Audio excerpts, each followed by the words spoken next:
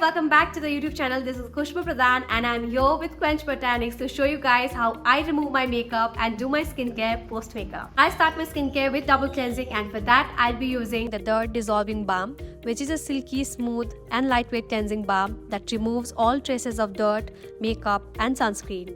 I use it once for deep cleansing and makeup removal and then follow it up with a gel-based cleanser. And for that, I'll be using gel cleansing face wash, which thoroughly cleanses my face. It also gently exfoliates, leaving my skin feeling so soft and clear. It reduces active acne and prevents future breakouts, free from parabens, sulfates and alcohol.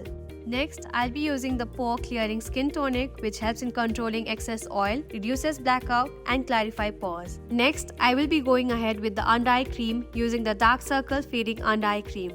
It helps in reducing puffiness. It also effectively helps in fading dark circles, a perfect eye cream which targets dark circles, fine lines, wrinkles and puffiness. Next, we go ahead with the Skin Repair Sleeping Mask. This refreshing mask feels super moisturizing, yet it is non-greasy on application and makes the skin plump and smooth overnight. It also helps in fading dark spots, pigmentation and smoothens fine lines.